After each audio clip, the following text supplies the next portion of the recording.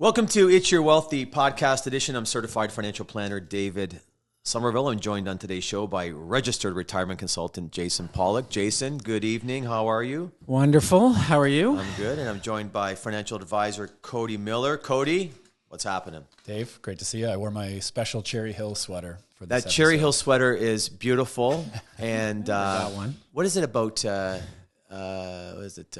64 days to golf season opens, or That's whatever right. it is in Ontario. Yeah. But who's counting? Masters weekend, right? Masters weekend. I cannot wait. Who's counting, right?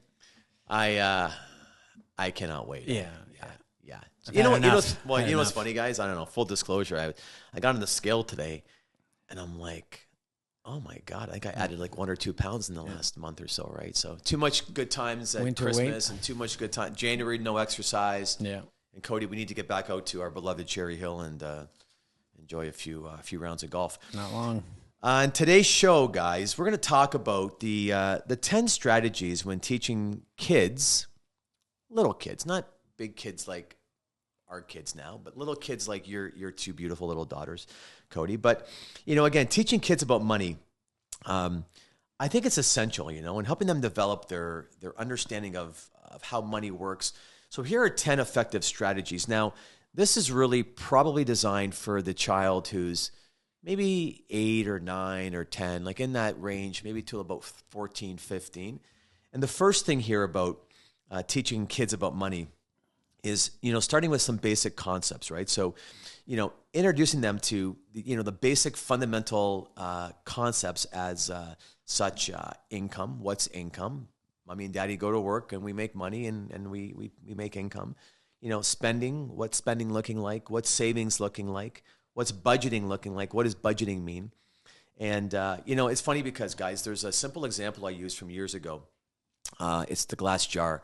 And when my kids were young, I went to the dollar store and I bought 3 glass jars for each of my 3 kids with the little lid on it, little like the canning jar, put a little hole in the top. And I had Drake and Olivia get out their coloring book or whatever, magic marker set. And in the first jar, it was the save jar, right? In the second jar, it was the spending jar. And the third jar was the give jar. So what would happen is whenever the kids got money for birthdays or Christmas or whatever it may be, an event, half the money had to go into the savings jar. And 40%, what was left over, would go into their spending jar. And then 10% went into the give jar. And they weren't allowed to touch, obviously, the savings jar or the give jar. But every year in the holiday season, we'd have the kids, decide how much is in the give jar, and let's go make a donation to a charity. So that was a basic concept. And it's funny because if you ask my kids today, and they're 18, Olivia's 19, and Drake's 22, is they still remember those jars, right? Yeah, and they probably didn't realize what a good thing long term. That strategy was, right? Like that savings jar. Now maybe they're looking for a house or a car or whatever, and all of a sudden they now have a pretty good piggy bank there. Well, what happens now is that when they both have jobs, I'm like, okay, guys, you have jobs, so you're gonna have your general bank account, right? But then I want you to take that account you can use for your day to day. You put gas in your car, you go out with your friends for a couple burgers or whatever. But I'm saying, hey, you got to have that savings portion. Get a secondary account at the bank, but don't touch that savings account, right? Right. And then the third thing, obviously, is now they're older, it's credit cards, right? But again, those basic habits back then, Cody, again for you and the girls, is basically, why do we do this, Dad? And that's a key thing, right? Yeah, and I think it's important to get in if you're getting into the next strategy to help kids. Teach them about money, with Cody's kids being so young, is get them involved. Get them to, when you take them to the grocery store and talk to them about this is what this costs, and compare pricing too, right? It's not just about, hey, I want this, I should get it, but wait a minute, there might be something that's a little bit different. There might be something that's less expensive, or you can buy in bulk. You take them to Costco, say, look, it's a lot more than we might need at this point, but on the other hand, if you stretch it out, it's a little bit less expensive over time, and it's important to get the kids involved in things like that. Absolutely. Yeah, one of the things we talk about a lot in our family, of course, our kids are still little, right? So they're still in those early stages, but this is the time when we can kind of get to them and instill some of those habits, but just trying to encourage them to save. getting a little bit of money. Like I know Emma's got her piggy bank, right? That's her big thing. And so every time she finds some change in my car, or if I leave change on the front, the front counter or something like that, I mean, she'll find it and she wants it. She'll take it right upstairs and right into the piggy bank. So she's developing this sense that the money isn't to go out, it's to save, right? I got to take it upstairs, put it in the piggy bank. She might have more than I even know of. I don't even want to crack it open because I can't believe how much she's got already. So well, it grows, right? I mean, at the end of the day, I remember years ago, someone said, whenever you have change, put your change into, go get one of those bottles you put water into, or one of those, whatever, like a jar type of bottle. And it was funny because Drake and I were talking a few months ago, and he was doing a complete purge of his bedroom. Yep. Now that he's getting a bit older, I'm dropping the hammer on the bedroom. But I said, like, how much did you have in that jar? He had this big green, water jug jar, right? I said, Drake, go down to that place down the street. You can pour the money in the cash coin counter. thing. They count it. Yeah. And he had like $250. Wow. So he came back and he said, Dad, like $250 to a 22-year-old is real money.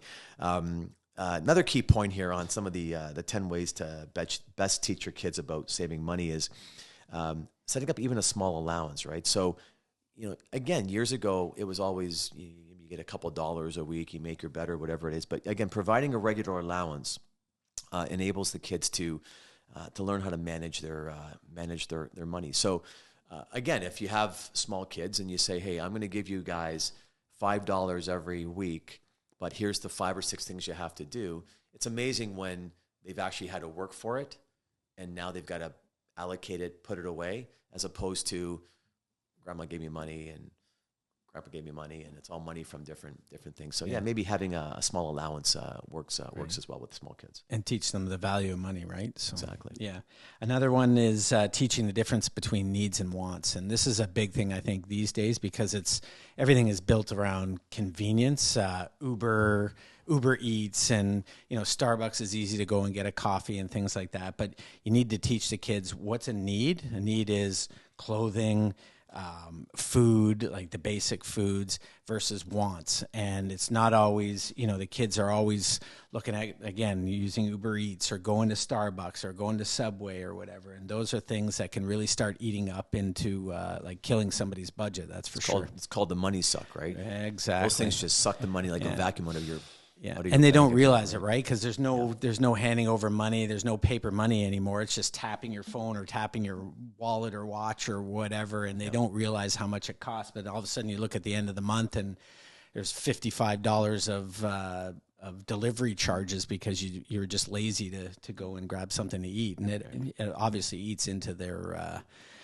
It eats into their money. Absolutely. Yeah. The money's almost not tangible to them anymore. Totally. Right? It's like an abstract idea. And like you said, you can tap a card or you tap a phone and the money's just there. But there's concepts you can use to try and reinforce the reality of what they're doing. I mean, one of the things we're going to work on with the girls is just introducing some basic budgeting skills. So one of the great stories I have with Emma that I love is at our beloved Cherry Hill Club, they have the bingo nights for the kids. So we took the girls one night and they each won $20. So we said, okay, that's their money. So Emma's got 20 and, Ivy, the little one's got 20. And we said, okay, we're going to take them to the mall. And Emma she's obsessed with her earrings. She's got her ears pierced. So she wants to go to the mall and go to one of the stores where they sell all the, the little jewelry. And so she goes in with her $20 and she starts picking off all the stuff that she wants. But of course, within about a minute and a half, she's blown through her $20 budget. So we were working with her on, okay, you want these things. This one costs $8. This one's $6. Okay, you only have $20 to spend, right? So we were just working with her on, here's how you set up a budget, right? Yeah. So you go, okay, you have to manage that $20 as wisely as you can. And then we'll bleed that into the rest of her life, right? So as she gets a little bit older, helping her budget, when you get your first job, you've got some income. Well, you make $250, $300. That's not $300 to spend. Let's help you set up a budget. You know what? It's a great point. And we're going to do a show in a couple more sessions down the road for those that are graduating university on how to become financially savvy as well. And so we teach our kids, we're trying to give our kids the basics. And then, of course, we get our kids to 2021. And it's like now it's, the rubber hits the road, right? We got to get this going here. Next little key point here with younger kids is maybe you incorporate some games and activities. And I'll never forget, we all probably know this. Monopoly, right? It's a great game to play with kids. And you go around the board and you try and buy up the best properties, but you got to have the money. And so, maybe as a parent, you find a couple really good little money games and sit down with the kids and have some fun as a family and teach the kids right away what the importance is of owning. Is it Park Place or Boardwalk? Yeah. What was the Park Place? Yeah, I think so, right? Yeah, for sure. I want Park Place. You can have St. Charles or whatever. Yeah. Other ones were right. So exactly. Well, you got to make it fun, right? Kids learn when they're having fun. So that's a great way of doing it. One of the other ways we just kind of touched on it, discussing the value of work. So again, whether it's chores, you pay them a little bit of money. Like you've got to emphasize the connection between work and earning money. And you have to encourage your kids, like you said, you get X amount of dollars every week. Part of it goes to savings, part of it goes to spending, and the other part goes to giving. But again, encourage them to understand the value of actually working for. I wonder in this world we live in now, with the touch, with the tap, with this, with that, if you ask the 8 or 9-year-old how money happens. And they probably think it's on my dad's phone or on my mom's phone, or it's true, right? I mean, not knowing that, you have to go to work. Yeah. And the one thing I always say is when my son wants to buy something is, I get it, right? But how many hours of work is that going to take, for you to buy that? And if that's important, then buy it, right? But if you want to put 20 or 30 hours into work to buy a crazy video game, is that really worth is it worth it, right? So. Yeah, exactly. Well, I think on the back of that, like one of the strategies I love is sharing your own experiences. So I definitely had those experiences when I was a teenager and in my early 20s, right? You make a little bit of money, and what's the first thing you want to do? You want to go out and spend it, and some new clothes or new shoes or video games, whatever it could be, right? But one of the things we'll do with our kids, and I think it's important, is to share our own experiences, the good stuff and the bad stuff, right? There's mistakes that we've made over the years in our life with our money, and how can we share those things with them at an early age so that they understand wins and losses, right? There's going to be great things that you can do with your money. You can also make mistakes. They can learn from those and make those important for them. One of the best things you can do with kids at a young age when they have those jars, in my experience, is Drake at one time had about $100 in his jar, in his spend jar. And he was dying to buy a set of boxing gloves at about maybe he was like 8, 9, 10 years old. Now, I always said, your jar is your jar. You can buy whatever you want. I'm not going to say no to it. So he says, Dad, I want to buy a pair of boxing gloves. Why? I don't know. He doesn't box. Whatever. Must have watched a movie and saw some guy boxing or whatever it may be. So we head down to Canadian Tire. He buys the boxing gloves, buys the tape for his hand and so on. $100. Okay, yep, bring your jar and you can count the 20s out and you can pay it. He gets it home. He takes the gloves out of the bag. He's boxing me for 5 or 10 minutes. The gloves go on the ground, okay, in the basement. Never to be seen again. Yeah. So about a year later, he had another $100 in his spend account, and he got all this idea about buying something. And I said, okay, like the boxing gloves, like think about how much money you spent on boxing gloves that you never used. Are you sure you want to buy this? And I said, we got to the store. He's like, I want to buy it. I got to the store. We had the conversation about the boxing gloves. So it's a good life moment. And he started to hum and haw on the purchase. And I said, let's just take 2 days. Let's go home. Think about it. If in 2 days you still want it, we'll pick it up, right? And then 2 days later, he forgot about it. So my point is, these young kids, it's good for them to spend their money and make a bad decision. I'd rather them make bad decisions on $10, $20, $30 earrings than on $10,000, $20,000 mistakes. I think it's a great point. As parents, we're so worried about allowing our kids to make mistakes, or we don't want to see them fail. We don't want to see them to run into trouble, but sometimes it's okay to let them make some of those mistakes at a young age when it's pretty low impact to their life, right? Let them have some of those. They'll remember how that feels, right? The next time they want to do that. He was 9 years old. He's now 22. He wants to make a crazy purchase. I'm saying, okay, Drake, like the boxing gloves. Yeah, remember and we have a laugh. Yeah. And he'll think about that. Dad, maybe I'm going to take a pass on this, right? So the boxing gloves, for the $100 it cost me, it's going to save me tens of thousands over my lifetime. And the last key point here about how to teach your kids to be good with money is encourage some giving. And again, in that, that 3-jar scenario, we had that 10% for giving. And then it was nice every year around the holidays, I'd say to the 2 kids, hey, you've got $100 or $40 or whatever it is in the jar, in the giving jar. What do you want to do with it? And they wouldn't know. And I would say, well, there's a really great organization that helps children of women, the whole Jillian's Place movement. And we would talk about a couple of things, and then I would say, okay, let's get a check and we'll take it down to them. So again, having the kids involved in the fact that they are the ones that are fortunate, others aren't as fortunate. So again, encouraging the kids to have a bit of a give back scenario. So just a few simple tips for our lovely young children, and we've got older children and grandkids now, right? You got grandkids. I got to start.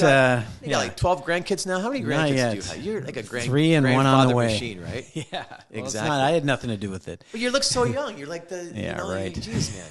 Yeah. Where'd the gray hair come from? The grandkids, right? Yeah, grandkids, exactly. It's great. Give them back, right? Give them back. It's Perfect, exactly what right? you think Yeah. it is. I'm like, take your time. We can wait true. for the grandkids, but it's all good. All good lessons.